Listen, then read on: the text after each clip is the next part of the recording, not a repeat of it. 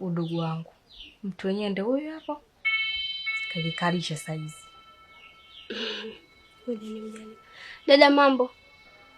Poa. Mzima wewe? Mimi mzima, sio wewe? Mimi mzima. Najua unanikumbuka, si ndio?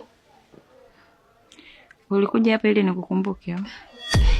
Hivyo we dada, kwa nini wewe upo hivyo? Mbona sijawahi kuona mwanamke king'ang'anizi kama wewe?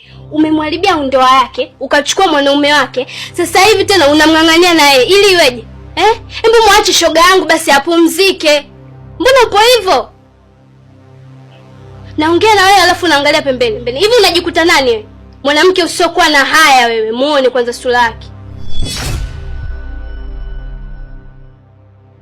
Yaani umetoka huko ulipotoka ukaja kumchukulia mume wake. Haikukutosha ukamchukua mpaka naye unamng'ang'ania ili iweje? Mwanamke mwenzako unampenda ili iweje? Yaani unataka iweje kwa mfano? Muone kwanza. Yaani sasa nakwambiaje? Nimekuja kukuonya kwa mara nyingine. Sitaki umng'ang'anie rafiki yangu. Nikikuona naye nitakachokufanya utakuja kumwambia huyo bwanako ambaye umemng'ang'ania mume wa mwenzako. Muone kwanza.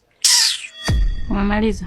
Sijamaliza. Nimeweka tu kituo nikusikilize mshenzi mmoja. Mima.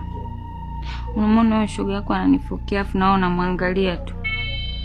Kwa umemleta shoga yako ili aje anichambe hapa Wewe ndo unasikia live. Mima, ndio amekuwa haya. Yaani anakudekea kabisa. Eti Mima, umemleta wewe. Koma. Kia bwana. Mimi naona wewe huna cha kuongea. Kwa hiyo uende tu tuache mimi na Mima. Kwanza si hata hatuja kuita. Maana hata humu ndani hatuni kitu cha kuchukua. Kama umekuja kula si hatujapika.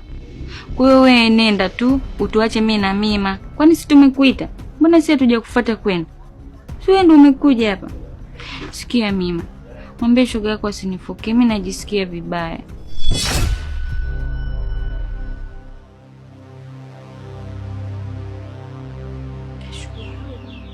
We chizi ni?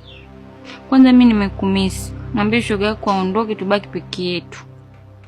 Mimi nataka nikae na wewe tu tuwe watu wawili humu ndani. Shoga.